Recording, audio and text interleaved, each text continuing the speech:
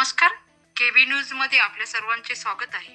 खुलताबाद तालुक्यातील चिंचोली येथे लघु पाझर तलाव आहे.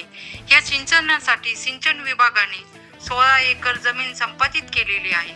संपादित क्षेत्रातील ही झाडे तोडण्यात आलेली आहे. हा तलाव शासनाच्या ताब्यात आहे, परंतु या ठिकाणी असलेली झाडे अवैधरित्या तोडण्यात आली आहे. एकीकडे शासन झाडे जगवा आणि झाडे लावा सांगतात, तर दुसरीकडे जोरात वृक्षतोड संबंधित अधिकाऱ्यांच्या आशीर्वादाने चालू आहे.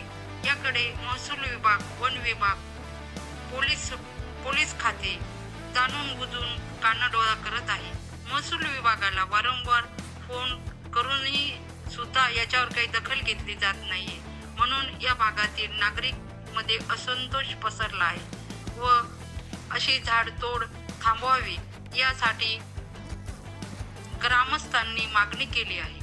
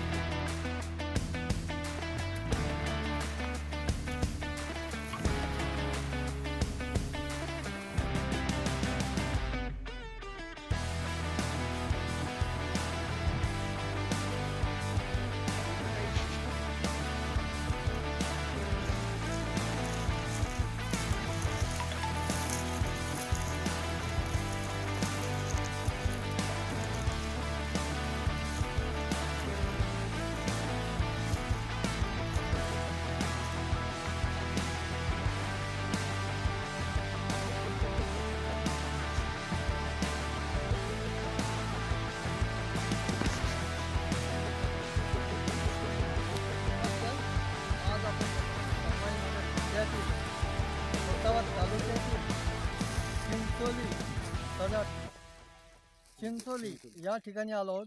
या ठिकाणी हे जे धरण दिसतं आहे, या धरणामध्ये शासनाची मालमत्ता जे म्हणलं जातं, या ठिकाणी अतोनात वृक्षतोड झालेली आहे. आणि आपण बघतोय खूप मोठमोठे झाडं या ठिकाणी तोडण्यात आलेले आहे. विशेष म्हणजे हे शासनाने झाड तोडले तर शेतकऱ्यांनी तोडले याचा अजून खुलासा झालेला नाही आहे. आणि विशेष म्हणजे शासन एकीकडे म्हणतो झाडे लावा, झाडे जगवा, आणि दुसरीकडे खुलताबाद तालुक्यातच नव्हे तर कन्नड तालुक्यात सुद्धा हीच प्रथा चालू आहे. अत्यंत जास्त वृक्षतोड चालू आहे. आणि विशेष म्हणजे काही व्यापाऱ्यांनी वन विभागाचे पोशाख सुद्धा घातलेले ते सुद्धा आमच्या निदर्शनास आलेलं आहे. या ठिकाणी हे जे जंगल दिसते 16 एकर जमीन शासनानं संपादित केलेली आहे. आणि शासनानं संपादित केलेल्या जमिनीतली झाडे या ठिकाणी तोडण्यात आलेली आहे. या ठिकाणी एक नागरिक सुद्धा आपल्या सोबत असते. भाऊ नमस्कार. नमस्कार. नाव काय तुमचं? मधुकर. गाव कोणतं? आता या ठिकाणी आम्ही जे प्रत्यक्ष पाहिलं आहे वृक्षतोड झालेली आहे, याबद्दल तुम्ही काय सांगू शकता? हे इथं पाझर तलाव झालेला आहे. हां ही पूर्ण जमीन संपादित केली आहे, हां आयकर झालेली आहे. ही गव्हर्नमेंटची जमीन आहे. म्हणजे शेतकऱ्यांना पेमेंट भेटलेली आहे. हे पूर्ण पेमेंट शेतकऱ्याला मिळालेलं आहे. हां आणि कुठलाही हे झाडं तोडणारा जो आहे हां त्याची जमीन वैयक्तिक कुठलीही संपत्ती झालेली नाही. हां अशा थर्ड पार्टीने हे झाडं विकलेलं आहे व्यापाऱ्याला. हां आणि व्यापारी हा म्हणतो, व्यापाऱ्याला मी बोललो की हे कसे तोडले, सरकारचं आहे. तो म्हणतो सरकारचं आम्ही आहे. तहसीलदार आम्ही हप्ता देतो, तहसीलदारला आम्ही हप्ता देतो, असं स्टेटमेंट सांगितलेलं आहे. असं स्टेटमेंट त्या व्यापाऱ्याने सांगितलं. न्यायाधीश महमूद सय्यद. हां हां आणि हां आणि तहसीलदारला मी फोन करून सांगितल्यानंतर तहसीलदारांनी 1 घंट्यात गाडी पाठवतो. हां कंकराळहून तहसीलदार आहे खुलताबादचा, हां तो हप्ता घेतो. हां आज 26 जानेवारी, त्याला 150 फोन केलेले आहे, त्याने आजपर्यंत फोन नाही घेतला हां. आणि गाडी सुद्धा पाठवली नाही. आता मग तलाठी या ठिकाणी येऊन पंचनामा वगैरे केला काही? तलाठी माझ्या आदेशाने आला, तहसीलदाराचा नाही. हां हां तलाठी माझ्या आदेशाने आला, तो येऊन फोटो काढून गेला. त्याने चिरीमिरी घेतली, नंतर तो बी गायब झाला. आणि तहसीलदार नंबर 1 हप्तेखोर आहे. म्हणजे या ठिकाणी जो शासनाच्या जमिनीतील झाडे सुद्धा तोडण्यात आलेली आहे. आणि या तिकडे वन विभाग, महसूल विभाग आणि पोलीस डिपार्टमेंट सुद्धा यांनी सुद्धा याकडे लक्ष सगळे द्यायला हप्ते पाहिजे. घेतात. आणि या शेतकऱ्यांचं म्हणणं आहे संपूर्ण लोक जे अनलिगल सिस्टम आहे ते संपूर्ण हप्ते घेऊनच चालतात. आणि ते यांचं सुद्धा म्हणणं आहे सगळे सिस्टम जे हप्ते घेऊनच चालतात. तहसीलदार नंबर 1चा हप्तेखोर. हां तुमचं त्यांचं बोलणं झालं का? हो, फोनवर बोललो मी त्याची. हां काय?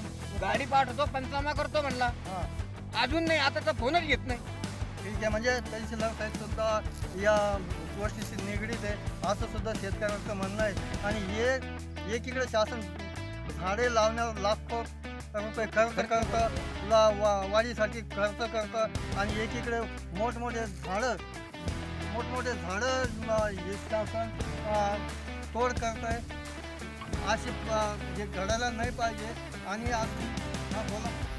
याला नंबर 1 म्हणजे क्लास 1 तहसीलदार आहे. याच्याकडं ट्रेझरी आहे. हा अख्ख्या तालुक्याचा मुख्यमंत्री आहे. हां हा हप्तेखोर आहे. हां एकच तहसीलदार नाही तर पुरे तहसीलदार, पुरे कलेक्टर हां हप्तेखोर आहे. एकंदरीत म्हणजे शेतकऱ्याला न्याय मिळत नाही. शासनाची मालमत्ता हे अनलिगल सिस्टमनं त्याचा वापर केला जातो. न्यूज या न्यूजसाठी LV पवार. नमस्कार.